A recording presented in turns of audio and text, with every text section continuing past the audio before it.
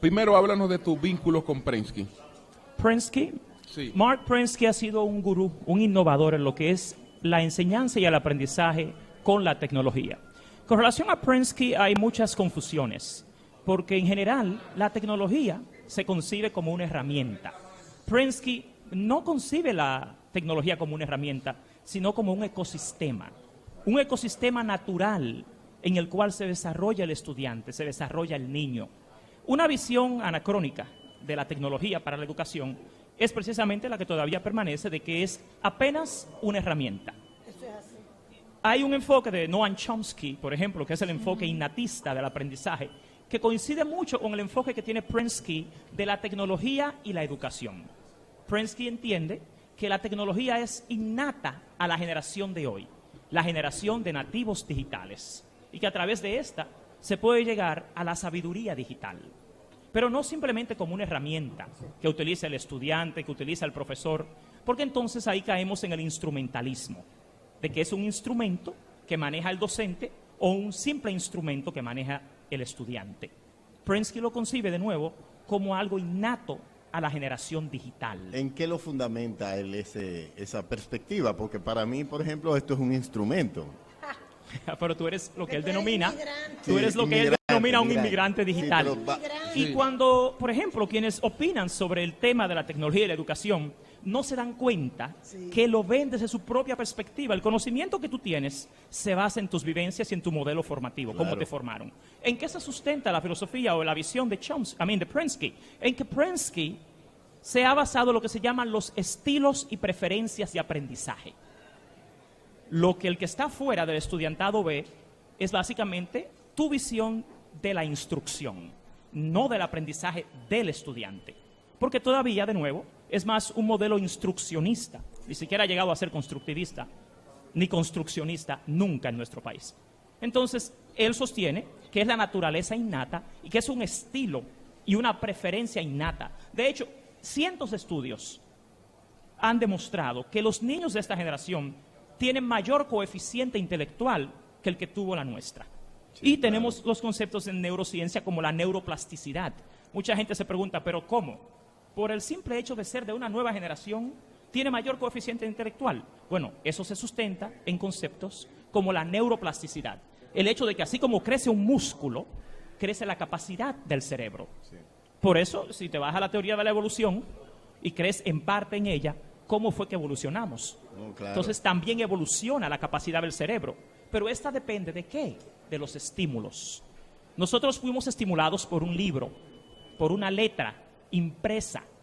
Ellos son estimulados por sonidos, por video. Si recuerdan el concepto de inteligencias múltiples, por ejemplo, de Howard Gardner, sí. ¿Cuántas inteligencias tiene un ser humano? Entonces pensemos, ¿cuántas de esas son estimuladas realmente en el proceso educativo? En mi caso, por ejemplo, yo tengo un niño de 15 años y una de las críticas de nosotros es cómo le limitamos el tiempo en el computador. ¿Y por qué? Porque si es por él no va al gimnasio conmigo. Por ejemplo, yo me lo llevo forzado a la piscina. Bueno, me lo llevo forzado a caminar. Porque le digo, tú no puedes pasarte el día entero sentado frente al computador. Cuando llega del centro educativo donde está. Bueno, ahí es donde también el fin de semana. Ahí es donde Prensky, te voy a tomar a ti como también el ejemplo del docente. Tú eres un padre, también pensemos en el docente. ¿Cuál es el rol en tal sentido del padre y del docente? Ahí es donde sí el docente es el ente que puede regular y controlar temas de conducta, pero no limitación. Ese es el punto. Le dejo el equipo. Claro, o sea, si no está dejando de dormir, si no está dejando de hacer ejercicios físicos para su desarrollo psicomotor, no solamente intelectual, no veo ningún problema en eso. Porque el punto es que no entendemos los adultos. Queremos mejorar la educación, pero desde nuestra perspectiva. Entonces hay una contradicción abismal. Por un lado, los currícula modernos del mundo te dicen que la educación debe ser centrada en el estudiante. Pero quien decide todo es el adulto, no es el estudiante. Y se apela a los criterios del adulto, no necesariamente a las preferencias y estilos de aprendizaje de la generación actual. Porque es que nosotros los adultos nos limitamos y limitamos al niño. Diferentes inteligencias. María Montessori te decía Sí. que Eso nunca es debías importante. subestimar al niño. Sí. Y es un principio que quizás retóricamente te dicen que no, pero en la práctica no se lleva a la práctica. Hay mucha limitación. Prensky sostiene que hay que desatar el potencial de los niños. Y ya por evolución tecnológica, social, económica, la tecnología es el instrumento que hoy está a su alcance y es la que los ha estimulado. ¿Cómo podemos, digamos, armonizar la situación que tenemos en la República Dominicana? Por ejemplo, en la educación pública tenemos ahora 92.300 y tantos profesores que no son nativos. Entonces, pero ellos son los que van a impulsar el proceso de formación de los estudiantes. ¿Cómo podemos equilibrar una cosa con la otra? Fíjate algo importante. Desde el punto de vista técnico-pedagógico, tú has utilizado un término, tú has dicho, ellos van a impulsar.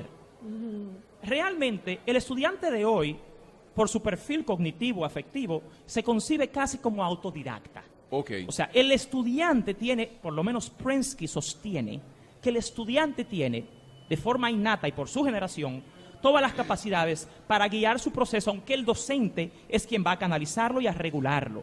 Ahora, si no se deja al estudiantado desarrollar su potencial, tú estás cayendo en lo mismo, estás cayendo de nuevo en el instruccionismo, en guiar. Recuerda que cuando se inventó la escuela no se inventó para educar. La escuela se inventó en la era histórica del despotismo ilustrado. La escuela fue inventada por déspotas. Y no fue hasta principios de la Revolución Industrial cuando eso fue tomando otra dirección, otro canal. Y todavía permanece en la escuela, permanecen criterios despóticos. Sí. Bueno, el punto es que Juan, Prensky tiene una visión algo distinta. Porque es que yo escucho mucho el nosotros. Prensky se está basando en el niño, en el estudiante. Con relación a lo que usted ha dicho del docente, por ejemplo, si usted revisa los trabajos de Prensky, él no ve a un docente análogo como un obstáculo. Él no ve a un docente inmigrante como un obstáculo, porque el sistema se centra en el estudiantado. ¿Qué sostiene él sobre el docente que no es digital? Bueno, que realmente con saber el docente y poder evaluar cuáles son los procesos y los logros que el estudiante puede alcanzar, esto puede ayudar. Ahora, hay datos fácticos sobre los docentes. ¿Cuál es la edad promedio de los docentes del Ministerio de Educación? De todos los docentes del país, edad promedio, 45 años de edad. O sea, eso es gente que nació... La edad promedio. La edad promedio de todos los docentes del Incluyendo con Ministerio. los nuevos que se han contratado. Todos, la edad promedio. O sea, estamos hablando de que si vamos a hacer una evaluación... es uno de más y otro el de menos. Exacto, Es decir, por en la promedio tú tienes... me resulta alta. Este es el punto. Muy Tú alta tienes resulta. gente que nació en los 70. Sí. Ahora, volviendo al tema del rol del docente, Prensky lo que sostiene es que el hecho de que el docente sea análogo o digital no es tan incidente. Yo quiero que tú me permitas hacer una pequeña aclaración, Sí, porque yo no quiero que hacer se una me vaya a observación interpretar. No, para pero que me es responda- un de orden para que sobre me lo responda sí, con perdóname, respecto un a de esto. orden sobre lo que yo dije. Cuando yo dije que nosotros tenemos que estar dispuestos ya a hacer una sustitución de la planilla del docente, yo no me estaba refiriendo a aquellos docentes periféricos que tengan la plasticidad suficiente como para iniciar en proceso y aprender. No, yo estoy hablando de la responsabilidad social colectiva del gobierno de generar un modelo. Y si ese modelo tú tienes que generarlo con una nueva planilla de la gente que esté lista desde el punto de vista digital, ese es tu modelo y los residuales tú los integras. Que son aquellos que, siendo análogos, sí están dispuestos a utilizar las herramientas y subirse al tren. Claro, Tú utilizaste la palabra correcta. Ok. Y esa palabra que tú acabas de utilizar, que estén dispuestos, es lo que sostiene Dispuestos a Prensky. subirse al tren, Prensky sí. sostiene que si el docente quiere utilizar la tecnología o no, no es lo más importante. Porque nos estamos centrando en el proceso de aprendizaje, no solo el proceso de enseñanza. Y que el estudiantado realmente es el centro de todo el proceso. Y él sostiene que los docentes no son el problema, sino la solución. Juan Valdés. Juan Valdés, eres aparte presidente de la Asociación Dominicana De Profesores de Inglés. de Sí. Inglés. Y para mí es muy importante en todo este tema de la competitividad, de cómo nosotros entramos a los mercados internacionales, de las oportunidades. Y hablamos de brecha, aquí hay una brecha de idiomas también. Aquí hay una clase media, alta, que tuvo acceso a una serie de colegios bilingües y entonces tiene unas competencias que nuestros estudiantes de escuelas públicas no tienen. Porque la escuela pública no es fully bilingual. Bueno, Porque- esto está- Sí. Como la escuela pública no es fully bilingual, esa brecha no se va a sortear. En la Perdón. escuela Perú, desde que un niño entra, mame mi momú, tiene que ser fully bilingual. Pero es muy Perdón, distinto. entonces En la quiero Perú, saber... en la Perú, Pablo, En la escuela Perú, en la Estuvimos- República de Panamá, en toda la escuela pública tiene que ser fully bilingual. Perdón, entonces Si no, tú estuvimos no vas por hablando- ningún lado. Claro. Estuvimos hablando fuera del aire con Juan Valdés sobre el tema del inglés y Sí. de lo necesario que era crear un sistema. Explícanos eso, Fíjate. de cómo avanzar hacia crear un sistema de inglés en la República Dominicana. Para ponerte una idea bien básica, no es posible una república digital en un país monolingüe. En Internet, de cada 100 palabras, 80 están en inglés. Sí. Eso es cierto. En nuestro país tú tienes 2.6 millones de estudiantes en el sistema, de los cuales menos del 4% puede aprender inglés en la escuela. Tú estás hablando de una brecha social, de justicia social, una brecha de desarrollo económico, de desarrollo tecnológico. O sea, tú estás hablando de 2 millones de niños condenados al monolingualismo en un mundo que es bilingüe. De los 8 billones de seres humanos que viven en el planeta, 2 billones hablan inglés. El español apenas lo hablan 400 millones de personas. El inglés es el idioma más hablado en el mundo, es el idioma de la ciencia, de la tecnología, de la comunicación. El inglés es hoy en día lo que fue el latín en su momento. El latín fue la lengua franca de su era. El inglés es hoy denominado la lengua franca y no un tema cultural. Porque El nosotros profesor lo vemos- Radamés Camacho, miembro del Comité Político del Partido de la Liberación Dominicana y diputado. Bueno, precisamente el profesor Radamés Camacho es parte de la Comisión Permanente de Educación de la Cámara de Diputados Sí. y ellos recientemente han aprobado un proyecto de resolución para que se lleve a las escuelas de jornada escolar extendida y politécnicos del país el programa de bachilleres bilingües productivos. es que... Por eso la Naciones misa se Unidas, hacía en perdón, latín. La misa se hacía en latín y hay una misa muy famosa que es la famosa Urbi et Orbe. O sea, desde Roma para el mundo, porque se entendía que Roma era el centro del mundo y el latín era la lengua que dominaba. Claro. El inglés pasó a sustituirla como Hoy en lenguaje de día. negocio, Juan. como lenguaje, digamos, Pero por es default. bueno que se sepan que Naciones Unidas considera semi-analfabeto a las personas con un solo idioma, ¿eh? En 1999, Naciones Claro. Unidas... Es así. Eso Oiga, es ¿cuál fue el correcto. término? En 1999, Sí. Naciones Unidas denominó como analfabeto funcional, Funcional. a todo aquel que no sepa manejar un computador y no sepa hablar Es inglés. así. Sí. O sea, el analfabetismo ya no es simplemente un asunto de leer y Juan, escribir. sí, señor. No es simplemente aprender a leer, sino Bueno, Milton, leer para aprender. por lo menos aprendamos a manejar el Juan. computador. Vamos a Para aprender. quitar uno de los dos de encima. Juan, Así es, Jorge. Juan, desde Te acompaño.